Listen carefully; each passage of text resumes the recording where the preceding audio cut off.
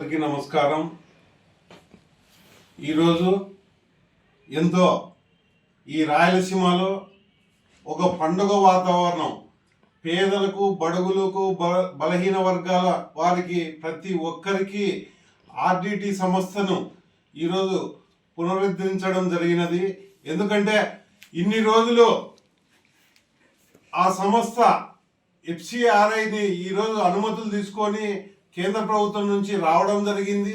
మా కూటమి ప్రభుత్వం ముఖ్యమంత్రి వర్యులు చంద్రబాబు నాయుడు గారు ఈ సంస్థ పైన పేదలకు ఎన్నో మంచి జరుగుతుందనే ఉద్దేశంతో కేంద్రంతో ఎన్నో పర్యాయాలు అడిగి అక్కడ అనుమతులు తీసుకునే విధంగా, విదేశీ పెట్టుబడులు ఇక్కడికి వచ్చే విధంగా, అందులో పెట్టే వాళ్ళను తీసుకునే విధంగా చేయడం జరిగింది. ఈ ఆర్డిటి దానిపైన ప్రత్యేకంగా మా యువ నాయకుడు నారా లోకేష్ బాబు గారు పాదయాత్ర చేసినప్పుడు ఈ అనంతపురం జిల్లాలో ప్రతి నియోజకవర్గంలోనూ ఆర్డిటి సమస్యకు సంబంధించిన ఉద్యోగస్తులైతేమి, రైతాంగం అయితేమి, విద్యార్థులైతేమి, క్రీడాకారులు అయితేమి ప్రతి ఒక్కరూ ఆయన మమ్మల్ని ఈ ఆర్డిటిని పునరుద్ధరించే వల్ల చేయాలి అని గత వైసీపీ ప్రభుత్వంలోనే అడగడం జరిగింది. కానీ ఆ రోజుల్లో వైసీపీ ప్రభుత్వం ఉన్న రోజుల్లో కూడా ఆ రోజులకే ఆ సంస్థకు వచ్చాయి ఏంటి, ఈ సంస్థ బంద్ అయిపోతుంది అని. ఆ రోజు కేంద్రంలో ఉన్న వైసీపీ ప్రభుత్వం ఏమాత్రం కూడా పేదలను, బడుగులను, బలహీన వర్గాలను పట్టించుకున్న దాఖలాలు కూడా లేకపోవడము చాలా శోచనీయము, బాధాకరం. ఈరోజు మళ్ళా ఉండే ఇప్పుడు ప్రతిపక్షంగా లేకి హోదా లేకోకుండా వచ్చిన వాళ్ళు వచ్చి మేము పాదయాత్ర చేస్తాము, ప్రజల కోసము, ఆర్డిటి సంస్థ కోసము మేము దానికి మద్దతు తెలుపుతున్నామని మాట్లాడడం జరిగింది. ఈ జిల్లాలో కొంతమంది నాయకులు ఒకటే మిమ్మల్ని సూటిగా ప్రశ్నిస్తున్నాం.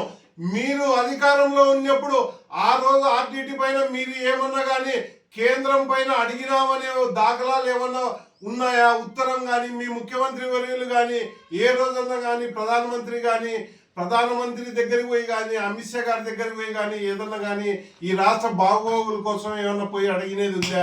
లేదు. మీరు ఎప్పుడు మీ స్వలాభం కోసం ఆర్డిటి సంస్థలో ఉన్న ఆ స్థలాలు, ఆస్తులు కూడా కొట్టేయడానికే మీరు ఉన్నారు. కానీ ఆర్డిటిని అభివృద్ధి చేసే విధంగా మీరు లేకపోవడము ఈ రాయలసీమ ప్రజలకు ఒక 60 ఏళ్ల సంస్థ ఆర్డిటి అనేది ఈ రాష్ట్రానికి, ఈ రాయలసీమలో ఉండడం, ఈ పేద రాయలసీమని వాళ్ళు ఇక్కడికి వచ్చి ఇండ్లు లేని వారికి ఇండ్లు కట్టించడము, రైతాంగానికి పనిముట్లు ఇప్పించడము, పేదలకు, రైతులకు భూములు ఇప్పించడము, పేద విద్యార్థులకు చదివించి వాళ్ళని క్రీడాకారులను చేయడము. ఈ అనంతపురం జిల్లాలోనే జాతీయ స్థాయిలోను, రాష్ట్ర స్థాయిలోను ఎంతోమంది వాళ్ళు క్రీడల్లో పాల్గొని విజయాలలో ఉన్నారంటే అది ఒక ఆర్డిటి సంస్థ పెర్రర్ గారి వల్లే మంచి జరిగిందని ఈ రాయలసీమకు తెలియజేసు. అదేవిధంగా పోతే ఇక్కడ గర్భిణీ స్త్రీలకు ప్రత్యేకించి ఆర్డిటి హాస్పిటల్స్ లో ఎంతో అక్కడ ఒక వరంలాగా మన జిల్లాలో 3 పెద్ద హాస్పిటల్స్ ఉండడం జరిగింది. ఆ 3 పెద్ద హాస్పిటల్స్ లో కూడా ఎంత ప్రజలు, పేద ప్రజలంతా కూడా బాగా మంచి సౌకర్యం, సూపర్ స్పెషాలిటీ సౌకర్యాలు ఇచ్చి హాస్పిటల్స్ లో బాగా పేద ప్రజలకు, ఒక మహిళలకైతేమి, ఒక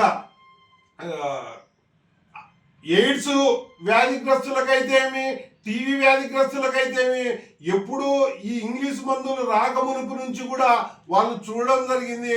వాళ్ళకు దినచర్యలో భాగంగా ఎన్నో వాళ్ళ భత్యాన్ని కూడా నెలకు ఇవ్వడం జరిగిందంటే ఇక్కడ ఈ అనంతపురం జిల్లాకు ఒక దైవదినంతో సమానము, దైవంతో సమానం అని తెలియజేసుకుంటూ మేము ఈరోజు మా యువ నాయకుడు నారా లోకేష్ బాబు గారు ప్రత్యేకంగా పాదయాత్రలో ఈ ప్రజల కష్టాలను తెలుసుకొని, బడుగు బలహీన వర్గాల కష్టాలను తెలుసుకున్న తర్వాత ఆయన పట్టుబట్టి పలు పర్యాయాలు ప్రధానమంత్రి గారిని కానీ, అమిత్ షా గారిని కానీ కోరి ఆయన ప్రత్యేక శ్రద్ధ వహించి, అదేవిధంగా ఈ జిల్లా మా మంత్రులు, ఉమ్మడి జిల్లా మంత్రులు అంతా కలిసి, ఒక పక్క ఎమ్మెల్యేలు అంతా కలిపి సమిష్టిగా పోరాడి ఈరోజు పేద ప్రజలకు విజయాన్ని సాధించి పెట్టారని తెలియజేసుకుంటూ, కొంతమంది చెప్తున్నారు మా విజయం అని, ప్రతిపక్షం వాళ్ళు చెప్తున్నారు మీ విజయం అని చెప్పడానికి